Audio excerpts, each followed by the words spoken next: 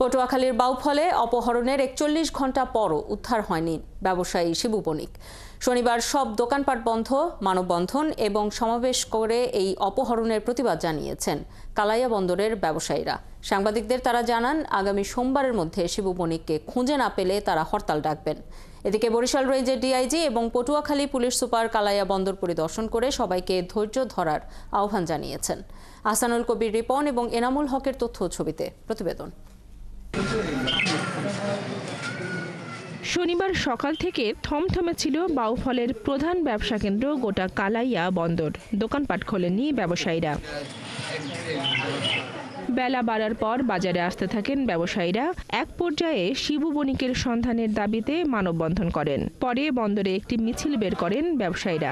মিছিল শেষে সমাবেশে বক্তারা বলেন, ব্যবসায়ী অপহরণের ঘটনা এই প্রথম।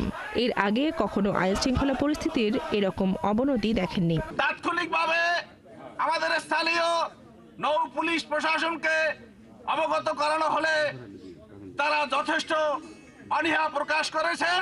আমরা মনে করি স্থানীয় কোন সন্ত্রাসী দীর্ঘদিন পর্যন্ত এইরকম বিভিন্ন দোকানে রেকি করে আসছে, তাই সেই রেকির প্রথম ঘটনা ঘটল আমাদের শিবানন্দ রায় বণিক ব্যবসায়ীর দোকানে।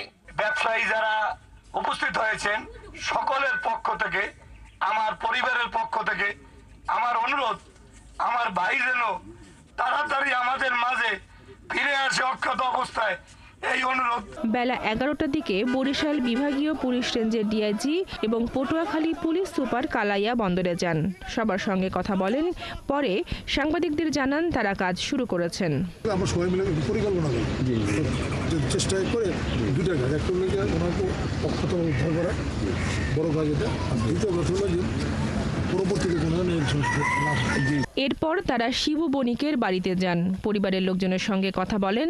তবে পরিবারের লোকজন এই অপহরণ নিয়ে সাংবাদিকদের কারো সঙ্গে কথা বলেননি। শুক্রবার রাত 10:30টার দিকে কালাইয়া বন্দরের মার্চেন্ট পট্টির মুদি ও মনোহরি ব্যবসায়ী শিবু বণিককে অস্ত্রের মুখে 8 থেকে 10 জন মুখোশধারী অপহরণ করে। এ সময় তারা দোকানের কর্মচারী তাপস ও শঙ্করকে বেঁধে রেখে যায়। বনশ্রী হালদার, 71।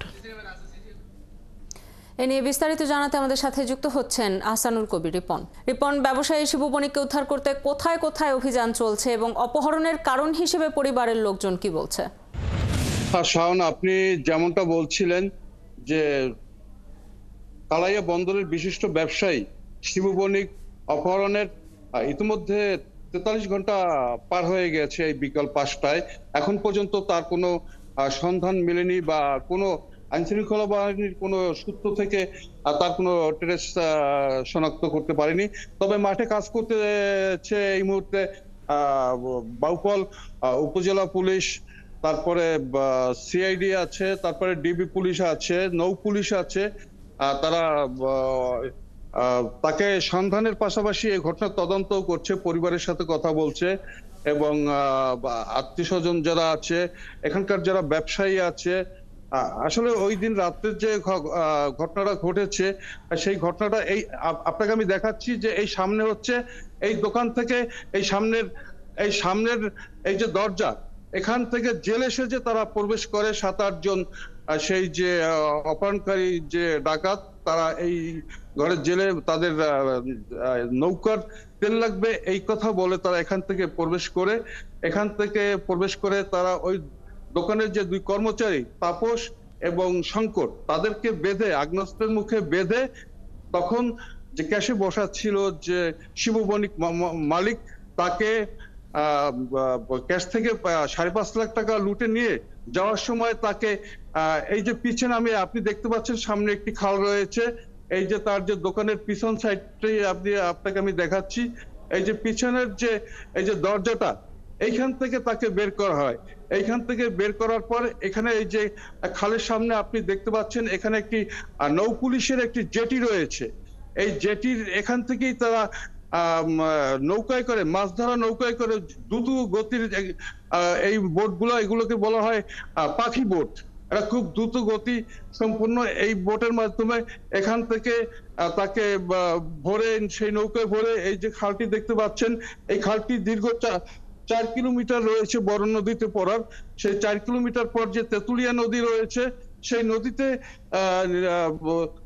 তারপরে আর তারা কোন দিকে গেছে এখন পর্যন্ত কোনো নিরূপণ করা বা শনাক্ত করা সম্ভব হয়নি। তবে আজকে ডিআইজি সাহেব এখানে এসেছিলেন, তিনি এসে যেটা বলেছেন এখানকার মানুষকে যে আমরা চেষ্টা করছি, আপনারা ধৈর্যচ্যুত হবেন না। তবে ব্যবসায়ীরা খুব আতঙ্কের ভিতরে রয়েছে এবং পরিবার থেকে বলা হয়েছে, কালকে তার স্ত্রী কৃষ্ণা বণিক বলেছিলেন যে তারা যদি শুধু ডাকাতির উদ্দেশ্যে আসতো তাহলে শুধু তারা টাকা পেয়ে তাকে নিয়ে যেত না, টাকা নিয়ে তারা চলে যেত। আসলে এই অপহরণের পিছে অন্য কোনো কারণ আছে কিনা সেটাও খতিয়ে দেখা হচ্ছে। তবে এই মুহূর্তে আতঙ্কে রয়েছে এই যে কালাইয়া বন্দর, এটি একটি বিশাল বন্দর, দক্ষিণাঞ্চলের পটুয়াখালীর এই যে বন্দর, এখানে আপনার ধান থেকে শুরু করে গরু, বিভিন্ন রকমারি পণ্যের যে একটা বড় বাজার রয়েছে। এখান থেকে আপনার গলাচিপা, ভোলার একটি অংশ এবং বাউফল এবং সুদূর চট্টগ্রাম থেকেও অনেকে গরু কেনা বেচা করতে এখানে আসে। ঐতিহ্যবাহী এই যে বাজারটি, এই বাজারটিতে এইরকম যে অপহরণের ঘটনা এর আগে বিগত দিনে কখনো ঘটেনি, এ নিয়েও তারা শঙ্কায় আছে। এবং ব্যবসায়ীরা আজকে কিন্তু একটা আলটিমেটাম দিয়েছে, সেটা হয়েছে যে আগামীকাল সোমবারের মধ্যে যদি ব্যবসায়ী শিবু বণিককে যদি উদ্ধার করা না যায় তাহলে পরের দিন থেকে তারা বা আরো কঠোর কর্মসূচি ঘোষণা আসতে পারে। আপনি খবর রাখতে থাকুন, প্রয়োজনে ফিরবো আপনার কাছে পরবর্তীতে। আমাদের সাথে যুক্ত হয়েছিলেন সহকর্মী আসানুল কবির রিপন।